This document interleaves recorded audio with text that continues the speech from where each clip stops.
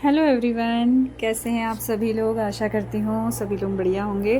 मैं भी एकदम ठीक हूँ। तो गाइस, आज की व्लॉग की स्टार्टिंग मैं कर रही हूँ दिन के 11 बजे से। और मैं यहाँ पे चावल धो रही हूँ और मैं बना रही हूँ दिन के खाने की तैयारी कर रही हूँ। मैं यहाँ पे आज मैं बनाने वाली हूँ कढ़ी चावल। तो आज खाना थोड़ा जल्दी बन रहा है क्योंकि मुझे जाना है ऊपर के रूम की सफाई करने के लिए, इसलिए मैंने सोचा कि खाना चढ़ा कर जाती हूँ और रूम की सफाई करने तक खाना भी बच जाएगा। दोनों काम साथ ही हो जाएंगे, इसलिए मैं थोड़ा जल्दी बनाने लगी थी। वैसे तो मैं 12 बजे के बाद ही शुरू करती हूँ, लेकिन आज थोड़ा जल्दी बना रही हूँ मैं खाना। तो यहाँ पे अभी मैं चावल धो के चढ़ा दूँगी, उसके बाद मैं करूँगी कढ़ी बनाने की तैयारी। तो यहाँ पे मैं प्याज काट रही थी। प्याज और मेथी का जो कढ़ी बनती है ना, बड़ी टेस्ट आता है उसमें, इसलिए मैं ज़्यादातर वैसे ही बनाती हूँ। तो मैं यहाँ पे प्याज काट रही थी। प्याज काटने के बाद मैंने चढ़ा दी थी यहाँ पे कढ़ाई, और फिर ना मैं कढ़ी चढ़ा के मैं चली गई थी ऊपर। उसके बाद मैं साफ़ सफाई में लग गई थी। तो ठीक ही टाइम हुआ था, बन भी गया था, खाना भी बन गया था और कमरे की सफाई भी हो गई थी। आज थोड़ा मौसम ऐसा लग रहा है कि धूप भी आएगी, तो इसलिए मुझे वहाँ का काम करना है। क्योंकि बरसात के मौसम में ना कभी कभी जो गद्दे रहते हैं उनको कभी धूप दिखा दो तो सही रहता है, वरना सीलन से और अजीब सा हो जाता है रूम। तो इसलिए मैंने सोचा कि आज थोड़ा धूप जैसा मौसम है तो मैं गद्दों को भी धूप में डाल दूँगी, इसलिए मैंने यही सोचा था। तो मैं यहाँ पे फटाफट से कढ़ी चढ़ाने लगी थी। उसके बाद फिर मैं चली जाऊँगी ऊपर कढ़ी चढ़ा के।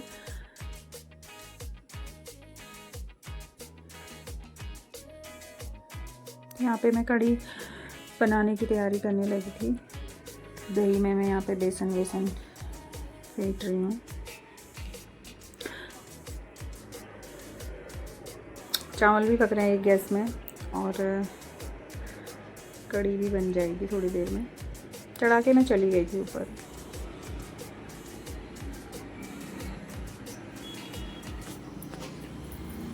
कढ़ी ना जितना पके उतना स्वाद आता है। बस ऐसा नहीं कि एक उबाल आए और निकाल दो तो उसमें वो स्वाद नहीं आता। जैसे कढ़ी को गैस कम करके उसको पकने के लिए छोड़ दिया जाए ना, तो जितना पकेगी कढ़ी उतना ही उसमें स्वाद आएगा।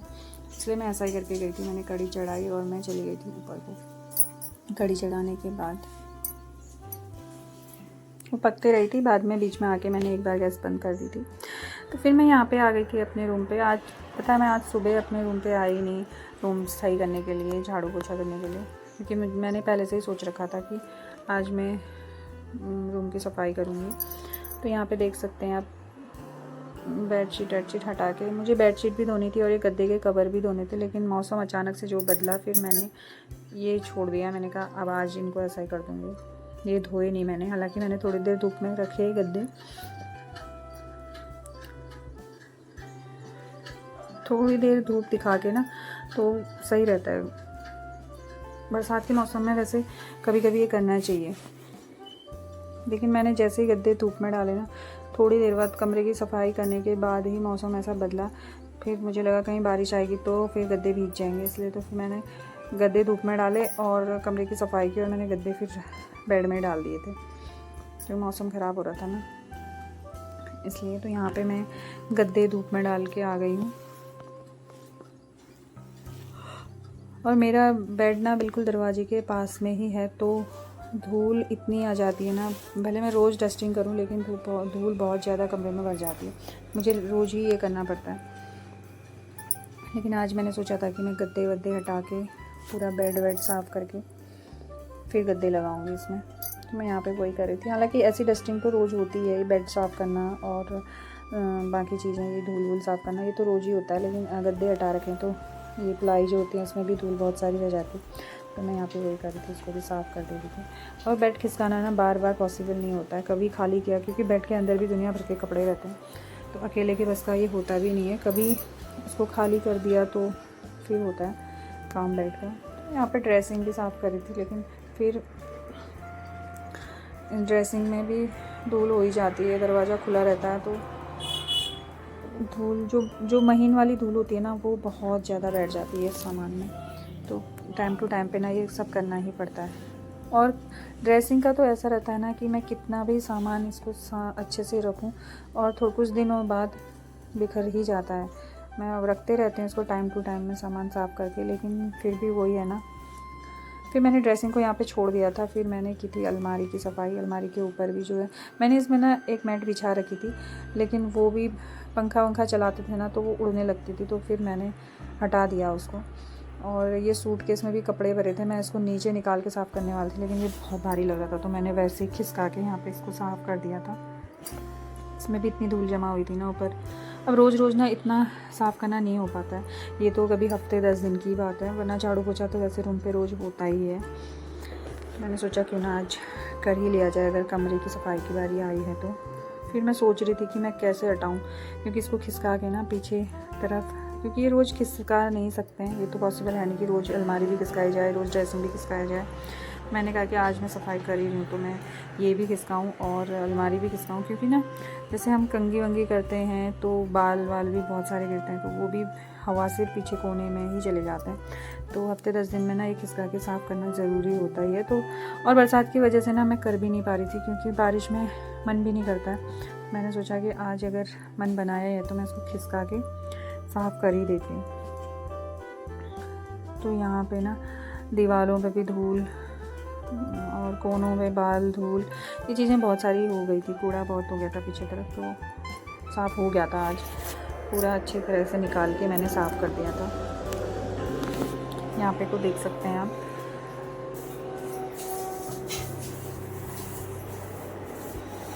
तो जिस दिन ऐसे खिसका के सफाई करो ना तो कमरा कुछ अलग सा ही लगता है। हालांकि पहले मैं क्या करती थी ना कि ड्रेसिंग भी चेंज करती रहती थी इधर उधर, कभी इस कोने में कभी उस कोने में, अलमारी भी कभी इस कोने में कभी उस कोने में मैं लगाती रहती थी। लेकिन अभी नहीं किया मैंने, काफ़ी टाइम से मैंने जैसा रखा था वैसा ही है ये, मैंने इसको नहीं खिसकाया, वरना मेरे कमरे का लुक ना चेंज होते रहता था। और ऐसे चेंज करो ना तो कुछ नयापन सा भी लगता है रूम में। लेकिन अभी काफ़ी टाइम से नहीं हुआ था, तो मैंने ऐसे ही धीरे धीरे करके उसको भी खिसकाया, उसके पीछे की सफाई की, और झाड़ू वाड़ू लगाने के बाद फिर मैंने उसको वैसे ही रख दिया था जैसे पहले था, मैंने वैसे ही रख दिया था। ड्रेसिंग में देख सकते हैं सामान कैसे बिखरा पड़ा है।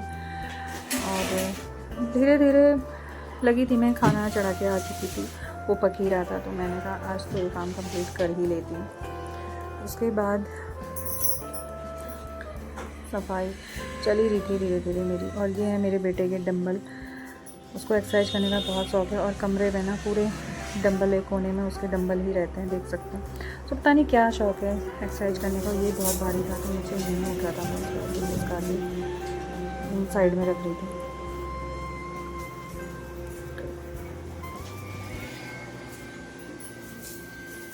सब खोल के रखे थे उसने, तो मैं यहाँ पे वही कर रही थी, उसका ही काम।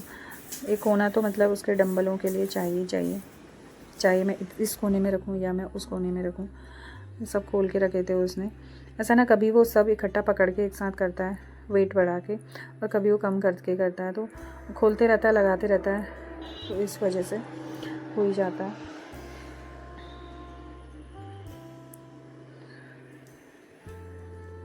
और जो धूल वूल रहती है ना ये कोनों में बहुत ज़्यादा रहती है, तो झाड़ू पोछा होने के बाद भी ना कभी अगर ये चीज़ें बड़े बड़े सामान को अगर खिसकाया जाए ना तो उसके पीछे और उसके नीचे बहुत सारी धूल रहती है। तो यहाँ पे बस यही था। और बच्चे रूम पे आते रहते हैं तो कोई सामान उठाएंगे तो वो जगह पे रखते नहीं हैं, तो कभी यहाँ कभी वहाँ, वो बिखरा ही रह जाता है सामान। मैं उनसे बोलती हूँ जो सामान जहाँ से उठाते हो वहीं रखो, लेकिन नहीं। और यहाँ पे ना आ गई थी शो रैक की साफ़ करने की बारी। यहाँ पे भी धूल बहुत सारी हो गई थी, इसको भी टाइम टाइम पे धूल साफ़ करते रहो, फिर और रखती हूँ, कुछ दिनों बाद और धूल आ जाएगी, फिर और साफ़ करूँगी और रख दूँगी।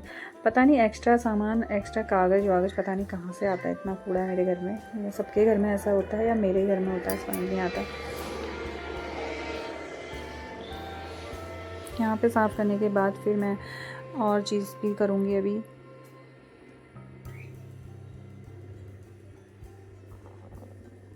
और ये टीवी का जो स्टैंड है ना, इसको तो मेरा झाड़ू पोछे के साथ तो ये डस्टिंग तो मेरी रोज़ होती है। बेड हो गया, टीवी स्टैंड हो गया और ड्रेसिंग हो गया, ये रोज़ का होता है और रोज़ मुझे ये बिखरा हुआ ही मिलता है और इसमें मुझे धूल ही मिलती है, चाहे मैं इसको कितना ही साफ़ कर लूँ। ये मेरा रोज़ का काम है, इसको मैं रोज़ साफ़ करती हूँ और रोज़ इसमें धूल रहती है। दरवाज़ा खुला हो ना तो धूल आ ही जाती है, अगर बंद कमरा हो तो फिर भी थोड़ा बहुत कम धूल आती है, लेकिन अब रूम का दरवाज़ा तो खुला तो रहना ही है उसमें, तो इस वजह से ना बहुत धूल आ जाती है। रोज़ साफ़ करो, रोज़ लगाओ, रोज़ साफ़ करो बस। फिर मैं फुर्सत से बैठ गई थी कुर्सी में, क्योंकि मुझे हो गई थी बहुत ज़्यादा थकान। तो मैं यहाँ पे ड्रेसिंग की सफाई कर रही थी, सामान रख रही थी। हालांकि मैं इसको अभी रख रही हूँ, लेकिन थोड़ी देर बाद फिर वही हाल होना है इसका। मेरी बेटी आती है ना, वो सामान यूज़ करेगी और फिर फैला के चली जाएगी। मैं उससे कितना कहती हूँ कि अच्छे से रख, एक दिन वो भी रखेगी और दूसरे दिन फिर वही हाल। चाहे कितना ही अच्छे से हम रख लें, सामान होना वही है। 2 दिन 3 दिन, ज़्यादा से ज़्यादा 3 दिन रहेगा ये सामान ऐसे, और फिर उसके बाद और बिखर जाएगा।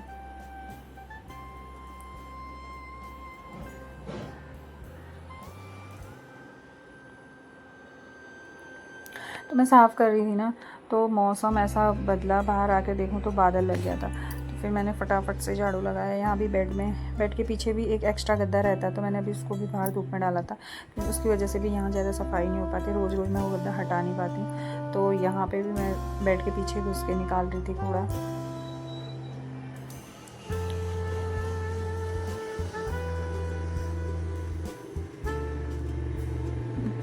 कूड़ा भी इतना सारा हो गया था ना, देख सकते हैं आप लोग, पता नहीं कहाँ से इतना कूड़ा जमा हो जाता है। सारा कूड़ा उठा के फिर मैं उसको बाहर रख के आती हूँ। और बाहर मौसम में ऐसा हो गया था ना, बादल जैसा लगने लग गया था, मौसम एकदम से बदलने लग गया था। और मैं जैसा कि आपको बताया कि मैंने सुबह झाड़ू भी नहीं लगाया था कि मुझे ऊपर रूम की सफाई करनी है करके। तो कोको के बाल ना इतने ज़्यादा गिरते हैं ना, वैसे कहते हैं बरसात में कुत्तों के बाल बहुत गिरते हैं, तो बहुत सारा बाल भी बहुत सारे हो गए थे उसके, दिख रहे होंगे आपको फर्श में बाल, कोको के ही बाल हैं। और रोज़ झाड़ू लगता है, सुबह भी और शाम को भी एक बार मैं लगा देती हूँ, क्योंकि कभी बारिश वारिश आती तो ये बाल जो है ना चिपक जाते हैं, तो इसलिए साफ़ करते रहती हूँ। और बाल तो रोज़ के ही हुए, देख सकते हैं आप लोग। तो सुबह मैंने कुछ झाड़ू पोछा नहीं लगाया था, इसलिए मैंने सोचा कि झाड़ू तो पूरे इसमें लगा देती हूँ, अब पोछा तो बाकी सारे कमरों में तो मैं सुबह ही लगाऊंगी। तो बादल लग गए थे, धूप आ रही थी, गद्दे बाहर डाले थे और बादल लगने लगा था। तो मैंने कहा कहीं मौसम बरसात का मौसम है, एकदम से बारिश आ जाएगी तो फिर मेरी मेहनत हो जाएगी बर्बाद। तो मैंने सारे गद्दे ना बारी बारी से लगा दिए थे बेड में।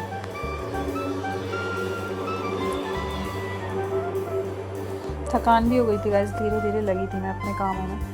फिर मैंने गद्दे थे लेके आई, और ना मैंने इसके कवर धोए। फिर मैंने कवर ना दूसरे दिन निकाल के दूसरे दिन कवर धोए, इसके गंदे हुए थे कवर भी, लेकिन उस समय मैंने कहा नहीं अभी नहीं निकालते, वरना कोई फ़ायदा नहीं मेरा, क्योंकि धुलने तो वो थे नहीं। फिर दूसरे दिन निकाल के दूसरे दिन मैंने कवर भी और बेडशीट भी मैंने दूसरे दिन चेंज की। उस दिन मैंने ऐसे ही ला के रख दिया था इनको। थोड़ी देर धूप दिखाई दी थी, हल्की फुल्की धूप आ गई थी तो वो दिखाया, फिर मौसम चेंज हुआ तो मैंने कहा इनको लगाने में ही फ़ायदा है, वरना और मेरा काम बढ़ जाएगा। मैं गद्दों को लाई और मैंने यहाँ पे गद्दे भी लगा दिए थे।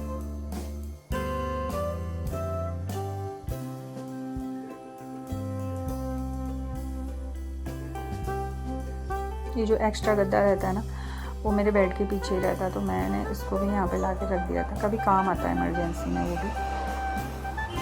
बेडशीट मैंने वही बेडशीट बिछाई, मैं कहा जब इनको धोना ही है तो अभी चेंज करके कोई फ़ायदा नहीं है। मैंने दूसरे दिन ही सब चेंज किए थे, तो दूसरे दिन ही मैंने निकाल के हटा दिए थे।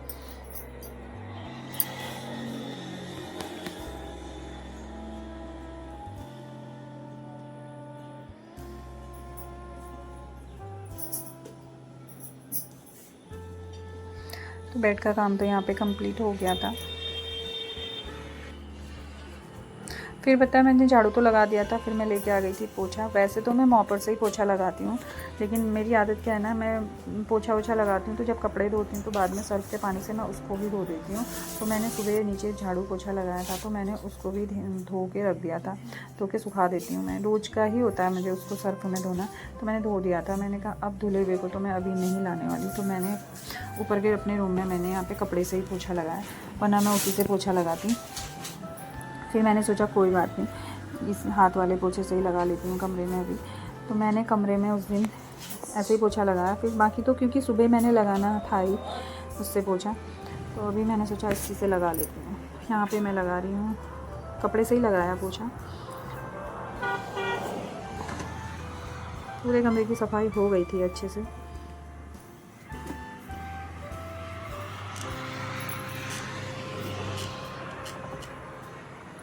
अगर यहाँ पे अभी मॉपर से पोछा लगाती ना तो मैं बेड के अंदर तक नीचे तक अच्छे से सफाई हो जाती, लेकिन हाथ का वही है ना, नहीं पहुँच पाता। तो यहाँ पे मेरा पूरा कमरा हो गया था साफ़, देख सकते हैं गाइस आप लोग, कमरा हो चुका है मेरा साफ़ पूरा अच्छी तरीके से। तो यही था गाइस आज का मेरा ब्लॉग। आपको कैसा लगा कमेंट करके ज़रूर बताना। पसंद आए तो लाइक शेयर और सब्सक्राइब कर देना। मिलते हैं आपको नेक्स्ट ब्लॉग में, तब तक के लिए बाय बाय।